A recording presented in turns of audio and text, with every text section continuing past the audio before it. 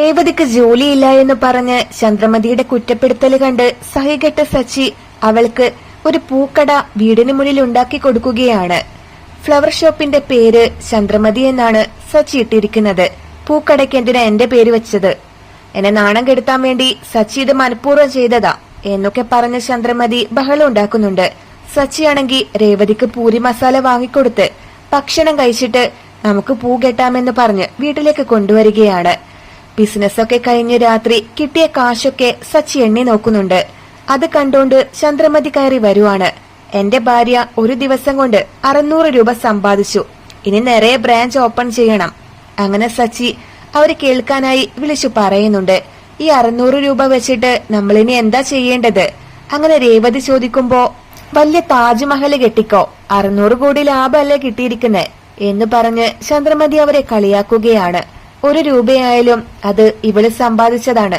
രേവതി ഈ കാശൊക്കെ നീ തന്നെ കയ്യിൽ വെച്ചോ, നമ്മൾ ഇതേപോലെ വേറെ കട തുടങ്ങും. ആ കടയില് 2-3 പേരെ ജോലിക്കും വെക്കണം. നിന്നെ കൊണ്ട് ഒറ്റയ്ക്ക് മാനേജ് ചെയ്യാൻ പറ്റില്ലല്ലോ, അതുകൊണ്ടാണ്. അങ്ങനെ സച്ചി രേവതിയോട് പറയുവാണ്. നമ്മള് കാലത്ത് 4 മണിക്ക് പൂ കെട്ടാനായി പോണം എന്ന് പറഞ്ഞ രേവതി സച്ചിയും കൂട്ടി റൂമിലേക്ക് പോവാണ്. എന്റെ ജീവിതം ഈ വീട്ടിലെ കിച്ചണിൽ തീരുവാണോന്ന് ഞാൻ ഭയന്നിരുന്നു. പക്ഷെ 24 മണിക്കൂറിനുള്ളിൽ എന്റെ ലൈഫ് ആകെ മാറി. അതിനെല്ലാം കാരണം നിങ്ങളാണ് എന്ന് പറഞ്ഞ രേവതി പൊട്ടിക്കരയുന്നുണ്ട്. എല്ലാം ശരിയായില്ലേ, പിന്നെ എന്തിനാ നീ കരയുന്നേ എന്ന് പറഞ്ഞോണ്ട് സച്ചി അവളുടെ കണ്ണൊക്കെ തുടച്ചു കൊടുക്കുന്നുണ്ട്.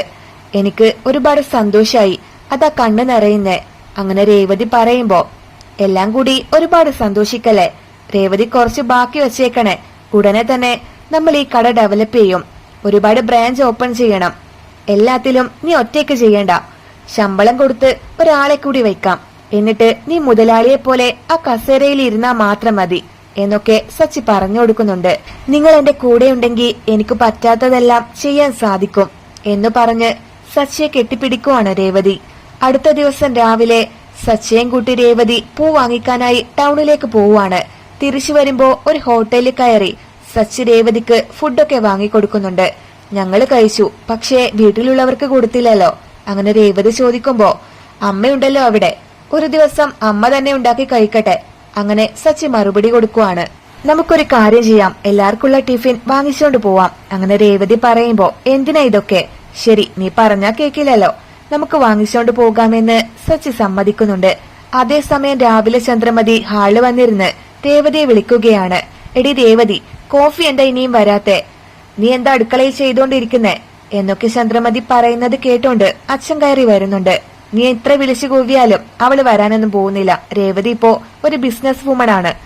അവൾ സച്ചിയെയും കൂട്ടി പൂ വാങ്ങാൻ പോയിരിക്കുവാണ്. ഇനി കോഫി വേണമെങ്കിൽ നീ തന്നെ ഉണ്ടാക്കി കുടിച്ചോ.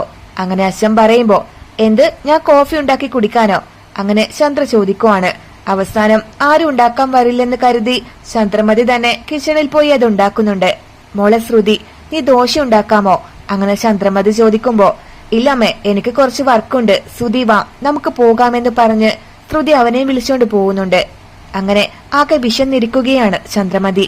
ആ സമയത്താണ് സച്ചി ഫുഡും വാങ്ങിച്ചോണ്ട് വരുന്നത്. ഇതില് ഇഡലി, ദോശ, പൂരിയൊക്കെ ഉണ്ടമ്മേ, കഴിച്ചോ എന്ന് സച്ചി അവരോട് പറയുവാണ്. പിന്നെ ഒരു കാര്യം, പൂക്കച്ചവടം നന്നായി നടക്കുന്നുണ്ട്. രേവതി വളരെ ബിസിയാണ്, അതുകൊണ്ട് വീട്ടുജോലിക്ക് നിങ്ങൾ വേറെ ആളെ വെച്ചോ. രേവതിക്ക് കട നോക്കി നടത്താനും അത് കഴിഞ്ഞ് വീട്ടുജോലി ചെയ്യാനൊന്നും പറ്റില്ല. ഇനി മുതലേ അവളെ ആരും ഡിസ്റ്റർബ് ചെയ്യാൻ പാടില്ല. അങ്ങനെ സച്ചി അവർക്ക് മറുപടി കൊടുക്കുന്നുണ്ട്. എടാ സച്ചി, നീ ആരോട് ചോദിച്ചിട്ടാ ഈ മുറ്റത്ത് കടയിട്ടിരിക്കുന്നേ? ഈ വീട് എന്റേതാണ്. അങ്ങനെ ചന്ദ്രമതി പറയുമ്പോ, കട വച്ചിരിക്കുന്നത് റോഡിലാണ്, റോഡ് നിങ്ങളുടെ പേരിലാണോ? ഇതിനെല്ലാം കാരണക്കാരി നിങ്ങളാണ്. ജോലിക്ക് പോകുന്ന മരുമകളെ എടുത്ത് തലയിൽ കയറ്റി വെച്ചിട്ട് രേവതിയെ മാത്രം എപ്പോഴും താഴ്ത്തിക്കെട്ടി. രേവതിക്ക് ഈ വീട്ടില് നിങ്ങൾ ബഹുമാനം കൊടുക്കാത്തതുകൊണ്ടാണ് ഞാൻ അവൾക്ക് കടയിട്ട് കൊടുത്തത്. ഇപ്പൊ അവള് ഒരു കടയുടെ മുതലാളിയാണ് എന്നൊക്കെ സച്ചി അവർക്ക് പറഞ്ഞു കൊടുക്കുന്നുണ്ട്.